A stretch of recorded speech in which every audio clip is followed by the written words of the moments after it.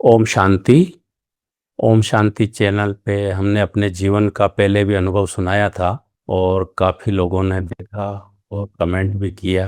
कई लोगों ने प्रेरणाएं भी ली कि इस ज्ञान से व्यक्ति का इस प्रकार से जीवन परिवर्तन होता है। तो मुझे कई लोगों ने फ़ोन भी किया कि भाई आपका जीवन पहले इस प्रकार का था।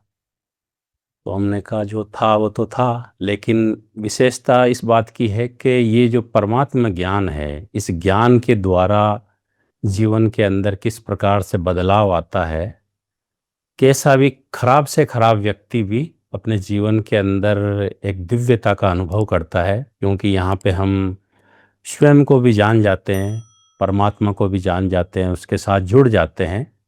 तो एक आंतरिक शांति, आंतरिक खुशी, आंतरिक आनंद की अनुभूति होती रहती है। तो बहुत ही आनंद आता है जैसे ईश्वर के साथ जुड़ने से। जैसे बाह्य चीज़ों में व्यक्ति जुड़ा रहता है तो वहाँ कुछ क्षण का अनुभव करता है सुख का, लेकिन सुख के बाद फिर दुख चालू हो जाता है। लेकिन यहाँ हमने देखा है कि आध्यात्मिकता के अंदर व्यक्ति अगर अपने स्वरूप में स्थित रहे तो स्वरूप के अंदर ही सब कुछ समाया हुआ है। जैसे शांति भी समाई हुई है, आनंद भी समाया हुआ है, प्रेम भी, सुख भी, एकाग्रता भी। जैसे कि अपने आप को जानने से जैसे सब कुछ प्राप्त हो जाता है, और अपने को जानते ही फिर परमात्मा से भी जैसे वो कनेक्ट हो जाता है। और कनेक्ट न होने का कारण व्यक्ति क्या है, स्वयं को जानता नहीं है, और जो है, हम जो है जैसा है उस स्वरूप में स्थित नहीं रह पाते हैं, क्योंकि भौतिक दुनिया में हम रह रहे हैं। यहाँ पे अनेक प्रकार के नशे व्यक्ति को चढ़ते रहते हैं। कभी पद का नशा है, कभी पोजीशन का नशा चढ़ता है, कभी साधनों के नशे में रहता है। तो इस प्रकार के जो बॉडी से रिलेटेड जो भी नशे होते हैं, वो एक अल्पकाल का नशा, उसके बाद दुख का अनुभव करवाते हैं। लेकिन ये सोल कॉन्शियस का जो नशा है, जो परमात्मा नशा है, जो भगवान ने सोमान दिए हैं भिन्न भिन्न, उन चीज़ों का जो नशा है वो आत्मा को एक आनंदित रखते हैं। और उसमें कोई खर्चे की भी आवश्यकता नहीं है कि भाई ये चीज़ मिले तो मैं खुश हूँ। लेकिन यहाँ ऐसा नहीं है, केवल अपने स्वरूप में टिक जाओ कि मैं कौन हूँ, इस शरीर से अलग एक चैतन्य सत्ता हूँ। उस स्वरूप में आना, तो बुद्धि से उसका चिंतन करना, बुद्धि को, बुद्धि से उसका स्वरूप को देखना कि मैं कैसा है, मैं कैसी आत्मा हूँ, और मन से उसका चिंतन करना। तो जब हम चिंतन करते हैं तो हम एकाग्र होने लगते हैं अपने आप के अंदर। तो हम पहले अपने आप में एकाग्र होते हैं, फिर पिता परमात्मा के अंदर हम एकाग्र होते हैं।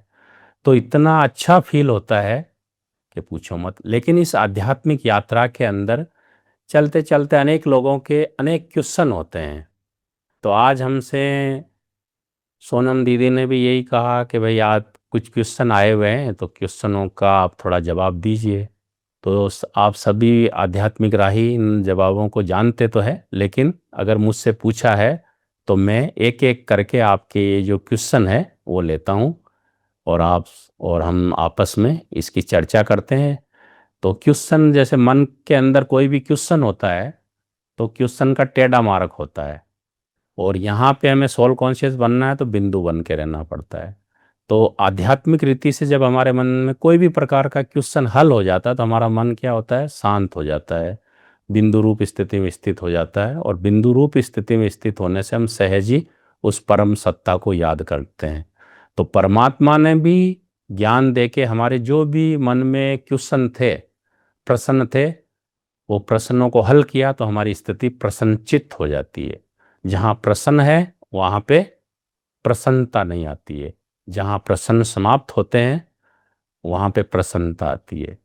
तो प्रसन्न, तो जीवन के अंदर जब भी हमें कुछ अटपटा या खटपटा लगता है तो क्वेश्चन आता ही है मन के अंदर, ये मानव का एक नेचर है। लेकिन परमात्मा ने हमें हर प्रकार से उत्तर दिए हैं, जिन उत्तरों के माध्यम से हम अपने आप को प्रसन्नचित्त स्थिति में रख सकते हैं। तो अभी हम एक एक क्वेश्चन लेते हैं, और इस सेशन को आज आगे हम बढ़ा रहे हैं। तो आज का जो सबसे पहला क्वेश्चन पूछा गया है वो ये पूछा गया है, इस दुनिया का जो इंफ्रास्ट्रक्चर है उसका नामो निशान कैसे मिटेगा। तो मैं बताना चाहूँगा कि ये दुनिया का इंफ्रास्ट्रक्चर जो है उसका नामो निशान किस प्रकार से मिटेगा? वैसे तो एक साथ तो कोई संसार के जो भी कुछ देख रहे हैं उनका नामो निशान नहीं मिटेगा, लेकिन धीरे धीरे मिटेगा। तो जैसे प्राकृतिक आपदाओं के द्वारा भी इस संसार का ये मतलब जो चक्र है वो मिटेगा। और भी भूकंप भी आएगा, बाढ़ भी आएगा, मूसलाधार बारिश भी होगी, एटॉमिक एनर्जी के द्वारा भी होगा। तो लेकिन नामो निशान कब मिटेगा? तो एक साथ तो प्रलय होता नहीं है। जैसे संसार के अंदर भी हम देखते हैं कि कोई एक चीज नई बनती है, तब पुरानी चली जाती है ऑटोमेटिकली, उसका पता भी नहीं लगता है। जैसे मान लो पहले सीढ़ियाँ चलती थी गीत वाली, तो धीरे धीरे वो क्या हो गया कि जो बड़ी बड़ी सीढ़ियाँ होती थी वो लोप होती गई। फिर थोड़ी छोटी सीढ़ियाँ आई, फिर पेन ड्राइव आया, फिर छोटी चिप्स आई। तो मोटे मोटे जो भी टेप थे कैसेटों के द्वारा चलने वाले, धीरे धीरे वो लोप होते गए। तो एक नई चीज आती है, दूसरी होती जाती है। लेकिन फाइनल जो है इस दुनिया का ये सब कुछ जो समाप्त होगा, वो कब होगा? जब श्री कृष्ण गद्दी पे बैठ जाएंगे। और जब वन वन सन भी वन वन से आरंभ होगा, तब ये सब कुछ समाप्त हो जाएगा। तब पुरानी चीज कोई भी इस दुनिया में नहीं रहेगी। और उससे पहले बहुत बड़ा परिवर्तन होगा। जैसे परमात्मा ने बताया कि मतलब एक बार ऐसा होगा कि तीन चौथाई हिस्सा चला जाएगा, एक हिस्सा बचेगा, चौथा हिस्सा बचेगा। उसके बाद में धीरे धीरे धीरे धीरे धीरे आत्माएं कुछ आती जाएगी, कुछ ऊपर जाती जाएगी। और इस प्रकार से लास्ट में मतलब जो करोड़ों की जनसंख्या होगी वो लाखों में बच जाएगी। और जो परमात्मा ने हमें बताया है कि सतयुग की जो आदि होगी वो 9 लाख आत्माओं से होगी। और सतयुग के अंदर हर चीज न्यू होगी। पुरानी जो भी स्ट्रक्चर है वो सब समाप्त हो जाएगा। तो दुनिया का जो भी ढांचा देख रहे हैं हम, वो जब श्री कृष्ण जी बैठ जाएंगे गद्दी के ऊपर, उस दिन से ही पुराना सब कुछ नजर नहीं आएगा। और उससे पहले तो ये गतिविधियां सब चलती रहेगी। बाढ़ आएगा, कभी कभी भूकंप आएगा, कभी ज्वालामुखी फटेगा। तो ये सारी जो भी साधन है, प्रकृति के पांचों तत्व हलचल मचाएंगे। मतलब उसके द्वारा मतलब ये धीरे धीरे समाप्त होगा। एक साथ प्रलय तो होता ही नहीं है, लेकिन धीरे धीरे कभी इस देश का नंबर आएगा, कभी उस देश का नंबर आएगा। इस प्रकार से धीरे धीरे ये सब कुछ समाप्त हो जाएगा और एक नई दुनिया, जिसको गोल्डन एज बोलते हैं, सतयुगी दुनिया बोलते हैं, वो आएगी। तो अभी हम दूसरा क्वेश्चन लेते हैं। दूसरा क्वेश्चन पूछा गया है कि साक्षात्कार का पाठ कब शुरू होगा? तो जैसे आदि के अंदर साक्षात्कार हुआ है, घर बैठे ब्रह्मा बाबा को महाज्योति का भी साक्षात्कार हुआ था। और आने वाली दुनिया, सतयुगी दुनिया का भी साक्षात्कार हुआ था। और विनाश का भी साक्षात्कार हुआ था। तो परमात्मा ने यह भी कहा है कि अंत में भी तुम बच्चों को साक्षात्कार होगा। तो अंत के अंदर जब महाविनाश का समय होगा, तो जो परमात्मा के सच्चे और पक्के बच्चे होंगे, तो परमात्मा उनको साक्षात्कार में इतना बहलाएगा कि उनको बाहर में क्या हो रहा है कुछ मालूम नहीं पड़ेगा। और उनको जब विनाश होके सब कुछ ठीक ठाक हो जाएगा, तब मालूम पड़ेगा कि भाई इतना बड़ा विनाश हो चुका है। लेकिन ये आरंभ कब होगा? तो आरंभ के लिए परमात्मा ने हमें यही बताया कि साक्षात जब हम बाप समान बन जाएंगे, तभी साक्षात होगा, साक्षात्कार होगा। उसके पहले साक्षात्कार नहीं होगा। तो एक तो साक्षात्कार के लिए बाबा ने बताया हुआ है कि जब महाविनाश का समय होगा उस टाइम पे भी, और जब हम साक्षात बाप समान मतलब भगवान के समान हम सभी की जो यात्रा चल रही है कि हम सभी भगवान के समान बने। तो जैसे शेर का बच्चा शेर होता है, ऐसे भगवान के बच्चे मास्टर भगवान ही होते हैं। तो भारत में जो 33 करोड़ देवी देवताएं गायन पूजन है, तो आज शिव परमात्मा को लोग भूल गए भलाई, लेकिन देवी देवताओं को सब मान रहे हैं। तो ये देवी देवताओं को इसलिए मान रहे हैं कि शिव परमात्मा तो निराकार है, वो उसकी कोई फॉर्म नहीं है, ज्योति है। लेकिन साकार शरीर के अंदर देवी देवताएं हैं, और देवी देवताओं के अंदर जो परमात्मा के गुण है, वो नंबरवार है। तो इसलिए देवी देवताओं की भी नंबरवार पूजा भी होती है, नंबरवार उनका गायन भी होता है। तो परमात्मा ने हमें यही बताया है कि जब हम साक्षात बाप समान बन जाएंगे तो हमारे से साक्षात्कार होते रहेंगे। तो आगे चल के बाबा जो भी साक्षात्कार कराएंगे वो हम देखेंगे। पर बाबा ने कोई उसकी डेट तो नहीं दी है, लेकिन इशारा जरूर दिया है कि जब हम बाप समान बन जाएंगे, साक्षात बाप समान बन जाएंगे, तो साक्षात्कार होना चालू हो जाएगा। और दूसरा, महाविनाश के समय जब दुनिया के अंदर हाहाकार मचेगा, उस टाइम परमात्मा अपने बच्चों को साक्षात्कार करवा के और मगन स्थिति के अंदर रखेगा, कि उनकी स्थिति को अचल अडोल बना के रखेगा। तो ये दूसरा क्वेश्चन भी आपको समझ में आ गया होगा कि इसकी कोई डेट तो नहीं है, लेकिन इसके कुछ संकेत है कि जब महाविनाश का समय होगा तो साक्षात्कार का पाठ चालू होगा। और इसमें एक तीसरा क्वेश्चन पूछा गया है कि 18/4/26 की मुरली में कहा है कि क्राइस्ट का आत्मा ने कष्ट नहीं पाया, उनकी शरीर ने कष्ट खाया। प्लीज इसके बारे में बताएं। तो वास्तव में जो धर्म पिताएं होते हैं, जैसे क्राइस्ट है, तो क्राइस्ट एक आत्मा है अलग, तो वो जीसस के तन में क्राइस्ट की आत्मा आती है। तो जो भी कुछ अगर उसको सूली पे चढ़ाया गया, क्रॉस पे जो भी चढ़ाया गया, तो क्राइस्ट को दुख नहीं होता है, क्योंकि क्राइस्ट जो है अभी अभी ऊपर से परम धाम से उतरी है, एकदम प्योर आत्मा है, तो उसको दुख नहीं हो सकता है।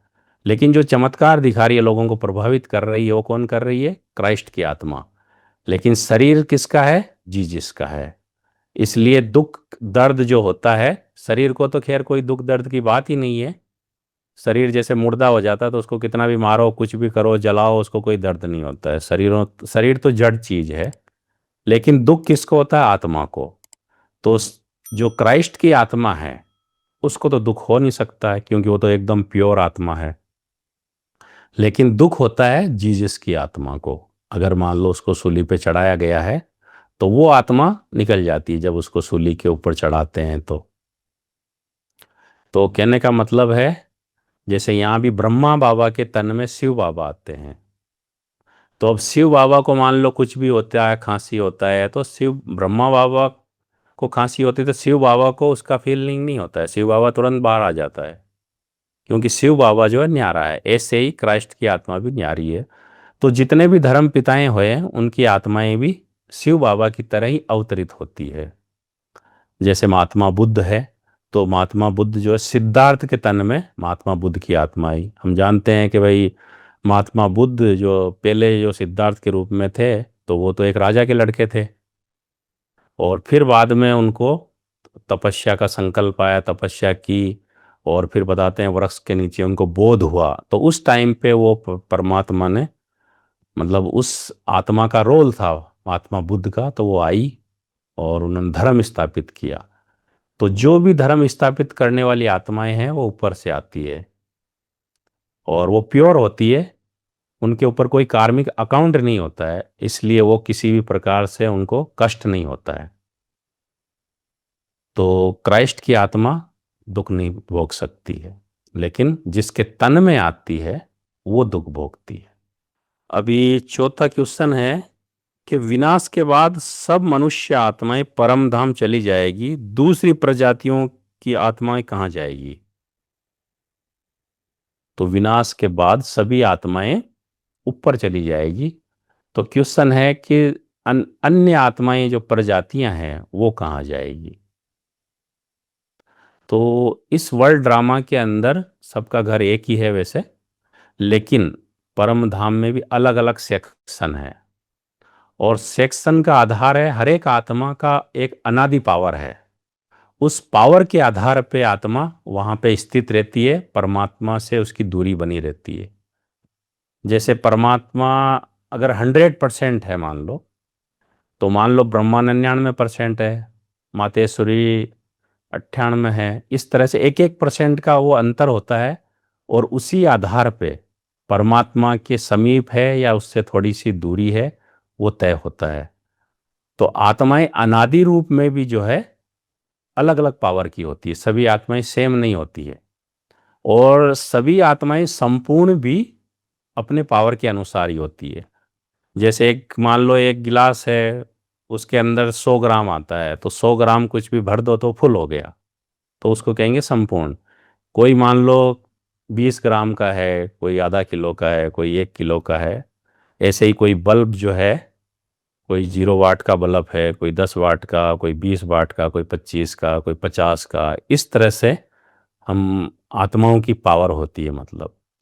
तो जैसे हम आत्माएं भी संपूर्ण पवित्र बन के और ऊपर चली जाती है और एकदम परमात्मा के समीप रहते हैं, और धर्म की आत्माएं भी वहाँ पे समीप रहती है। अलग अलग सेक्शन होते हैं वहाँ भी, और अपनी ग्रेड के अनुसार आत्मा जाके वहाँ पे स्थित हो जाती है अपनी अपनी ग्रेड में। तो यहाँ जितना उसका अनादि पावर होता है उस अनुसार वो परमात्मा के एकदम समीप या थोड़ा दूर। तो जैसे हम आत्माएं परम धाम में रहती है, ऐसे दूसरी जानवरों की आत्माएं भी हमारे से नीचे की ओर रहती है। इस दुनिया में भी देख लो कि जानवर जो है एकदम हमारे, कुछ जानवर एकदम थोड़े बहुत नज़दीक रहते हैं, लेकिन बहुत सारे जानवर दूर रहते हैं हमारे से, एकदम समीप नहीं आते हैं। तो ये भी एक अनादि पावर के आधार पे है। तो वो आत्माएं भी परम धाम से थोड़ी नीचे रहती है। तो ये प्योरिफिकेशन का एक सिस्टम बना हुआ है। जैसे ऊपर से पानी आता है, 5 तत्वों में मिलता है, गंदा हो जाता है, फिर क्या होता है, सूरज की रोशनी पड़ती है, पानी भाप बन के ऊपर जाता है। ऊपर जाके जब गटर का पानी भी नीचे आता है तो प्योर हो जाता है। ऐसे हम आत्माएं भी प्योरिफिकेशन, प्योर होने के लिए ज्ञान सूर्य परमात्मा आके हमें ज्ञान की रोशनी देता है, हमें समझ देते हैं कि हम आत्माएं हैं, हम परम धाम की रहने वाली है, मूल रूप से हम शांत है, पवित्र है। और जैसे ही ड्रामा पूरा होता है तो हम आत्माएं ऊपर चली जाती है। जैसे पानी को प्योर करने के लिए सूरज की रोशनी पड़ती है, भाप बन के ऊपर जाती है और प्योर हो जाता है, गटर का पानी भी जब वापस नीचे आता है तो प्योर कहलाता है। ऐसे ही हम आत्माएं कितनी भी इम्प्योर हो, कुछ भी हो, लेकिन जब एक बार इस शरीर से न्यारे होकर परमात्मा को याद करते हुए हम ऊपर चले जाते हैं, और जब ऊपर से वापस आते हैं तो हम प्योर कहलाते हैं। तो ये प्योरिफिकेशन का सिस्टम है। तो दूसरे जानवरों की आत्माएं भी जो है वो परम धाम से थोड़ी सी नीचे रहती है। तो ये आपको क्लियर हो गया होगा। अभी हम नेक्स्ट क्वेश्चन लेते हैं। हमारे जीवन में दुख का कारण पिछले जन्मों का हिसाब होता है। हमारे जीवन में दुख का कारण पिछले जन्मों का हिसाब होता है, लेकिन जानवरों का जीवन भी दुख दर्द से भरा होता है, जैसे कि एक्सीडेंट, जख्मी, बीमारी, शोषण, नाहक कत्ल वगैरह। क्या उनका भी कार्मिक अकाउंट होता है? हाँ, मनुष्यों से उनका थोड़ा कम होता है, लेकिन उनका भी कार्मिक अकाउंट होते हैं। कई जानवरों को हमने देखा हुआ कि वो उनको घरों में रखा जाता है, ऐशो आराम की जिंदगी में जीते हैं, और कईयों को रोटी भी नसीब नहीं होती है। तो ये कार्मिक अकाउंट ही है। लेकिन जानवरों को मारने का पाप ज्यादा मनुष्य आत्माएं करती है। जानवर को नहीं देखा होगा कि वो कोई मनुष्यों को खा रहे हैं ज्यादा। कोई कोई केस में ऐसा होता है कि किसी भालू ने किसी जानवर पे अटैक किया या शेर ने अटैक किया, लेकिन अधिकतर मनुष्य जो है जानवरों को खाते हैं। तो मनुष्यों का पाप ज्यादा बनता रहता है जानवरों के काउंटिंग। बाकी जानवर ज़्यादा पाप नहीं करते हैं, लेकिन कुछ तो उनसे भी होता है जिसके कारण से ये सब उनको भी एक्सीडेंट हो जाता है अचानक उनका भी, या बीमारी आ जाती है और उनको भी दुख झेलना पड़ता है। तो ये सृष्टि जो है, जो कुछ भी होता है बिना कारण तो नहीं होता है, तो कोई न कोई कारण तो अवश्य है। तो हर एक आत्मा का जैसे कार्मिक अकाउंट सामने आता है, ऐसे ही जानवरों का भी कार्मिक अकाउंट सामने आता है, और उनको भी दुख दर्द का अनुभव होता है। तो हम यही कह सकते हैं कि भाई उनका भी कोई कार्मिक अकाउंट है, लेकिन उनके साथ मनुष्य ज़्यादा कार्मिक अकाउंट बनाते हैं। तो ये आपको क्वेश्चन क्लियर हो गया होगा। अभी हम नेक्स्ट क्वेश्चन लेते हैं। नेक्स्ट क्वेश्चन है, जानवरों को स्वर्ग में किस आधार पर सीट या एंट्री मिलती है? जानवरों को स्वर्ग में किस आधार पर सीट व एंट्री मिलती है? तो जैसे हमारी पवित्रता बढ़ती है, जितने जितने हम प्योर होते जाते हैं उस प्रकार से मतलब हमें भी स्वर्ग के अंदर एंट्री मिलती है, उसी प्रकार से हमारा पद फिक्स होता है। ऐसे ही जो जानवर हमारे नज़दीक में रहते हैं, जो पवित्र आत्माओं के नज़दीक में रहते हैं, उनके साथ वफादार रहते हैं, उनको किसी न किसी प्रकार से का सुख पहुंचाते हैं, और जो पवित्र आत्माओं के इर्द गिर्द ही ज़्यादा रहते हैं, किसी न किसी प्रकार से लाभान्वित करते हैं, मान लो जो पवित्र आत्माएं हैं, तो वो आत्माएं सत्युग के अंदर आती है। और जो आत्माएं, जो ब्राह्मण आत्माएं या पवित्र आत्माएं उनको किसी न किसी प्रकार से कष्ट देती है, तो वो आत्माएं स्वर्ग में नहीं आएगी। क्योंकि स्वर्ग में आने का आधार क्या है? पवित्रता। तो वो लोग तो राजयोग नहीं सीखेंगे कि जिस राजयोग के द्वारा मतलब वो पवित्र बने, लेकिन हमारे आधार पे ही सब कुछ चलता है। हमारे आधार पे ही वो हिंसा करना सीखते हैं, या हमारे आधार पे ही वो जो कुछ भी हमें फॉलो करते हैं सूक्ष्म में, ऐसे ही वो हमारे से जुड़े रहते हैं। भले ही वो दूर रहते हैं, लेकिन कहीं न कहीं वो हमारे से जुड़े रहते हैं। और कुछ जानवर तो बहुत ज़्यादा जुड़ाव होता है हम पवित्र आत्माओं से, इसके कारण से वो पवित्र बनते हैं, और पवित्रता के आधार पे वो सत्युग के अंदर समीप संबंध में आते हैं। जो समीप संबंध में आने का या सत्युग में आने का आधार यही है, पवित्रता। या जितनी जितनी हमारे से वो वाइब्रेशन निकलते हैं, और जो जानवर हमारे समीप रहते हैं उनको वो ऑटोमेटिकली वो मिलते हैं, और हमारे जो सहयोगी बनते हैं किसी न किसी प्रकार से, वो मतलब सत्युग के अंदर एकदम समीप आएंगे, क्योंकि वो भी प्योर बन जाते हैं, उनके संस्कार भी जो है प्योर बन जाते हैं। संस्कार और पवित्रता के कारण से वो नज़दीक बनते हैं, और साथ ही साथ सेवा सेवा के भी वो किसी न किसी प्रकार से हमारे निमित्त बनते रहते हैं, जिसके कारण से वो नज़दीक आते हैं सत्युग में। तो वहाँ कोई देव जानवरों को राजयोग सीखने की ज़रूरत नहीं है। केवल जानवर केवल हमारे जितना कनेक्शन में रहेंगे, जितना नज़दीक रहेंगे, जितना लाभ पहुँचाएंगे ब्राह्मण आत्माओं को, पवित्र आत्माओं का, उतना उतना वो सत्युग में उनको एंट्री मिलेगी, और उसी अनुसार उनका एक रोल होगा। अभी हम नेक्स्ट क्वेश्चन लेने जा रहे हैं। लोग सेम लिंग, ट्रांसजेंडर और एलजीबीटी वगैरह क्यों बनते हैं? तो उसका कारण क्या है? उनके पीछे कई कारण हो सकते हैं, जैसे कि स्त्री पुरुष साथ रहते हैं, या पुरुष पुरुष साथ रहते हैं, या स्त्री स्त्री साथ रहते हैं, तो विकारी दृष्टिकोण से। तो उसका कारण क्या होता है? कारण ये होता है कि पूर्व जन्मों में भी हो सकता है कि वो स्त्री पुरुष थे, लेकिन इस जन्म में वो कोई एक स्त्री, एक दोनों ही स्त्रियां बन गई है, तो उनका एक आपस में एक खिंचाव होता है, उसके कारण से भी स्त्री स्त्री वो साथ रहना चाहते हैं मतलब। और पुरुष का भी यही बात है कि वो किसी जन्म में कोई स्त्री रहा होगा, कोई पुरुष रहा होगा, तो वो जो एक आकर्षण रहता है, जो उनका एक कनेक्शन रहता है, उस कनेक्शन के कारण से ये होता है। तो होता तो कार्मिक अकाउंट के कारण ही है। ऐसे ही कई लोग जो है स्त्री बनना चाहते हैं, कई पुरुष बनना चाहते हैं, तो उसके पीछे भी क्या होता है? किसी के अंदर वो स्थित स्त्री का भान बहुत ज़्यादा होता है, किसी के अंदर पुरुष का भान बहुत ज़्यादा होता है। भला ही वो इस समय मतलब इस शरीर स्त्री का है, लेकिन भान पुरुष का ज़्यादा होने के कारण उस प्रकार के कपड़े पहनेंगे, उस प्रकार के हेयर स्टाइल, उस प्रकार का बोलना चालना हम देखते हैं। तो उसका कारण भी पूर्व जन्म का होता है। इसलिए कई बहनों को भी देखा, कई भाइयों को देखा कि वो स्त्री की तरह बातचीत करना चाहेंगे, स्त्री की तरह चलना चाहते हैं, स्त्री की तरह ही वो शर्म करते हैं। तो उसका कारण भी कि पूर्व जन्म में वो स्त्री थे, और उसके कारण से वो इस समय भले ही वो पुरुष बन गए हैं, लेकिन पूर्व का जो है प्रभाव वो आत्मा के ऊपर आया हुआ है, जिस कारण से आत्मा वो पार्ट बजा रही है। और हम सब तो जानते ही है कि मनुष्य आत्माएं जो है 2 बार स्त्री बनते हैं और 2 बार पुरुष बनते हैं। तो हमारे में स्त्री के भी संस्कार है, पुरुष के भी संस्कार है, इसलिए ये कारण होता है।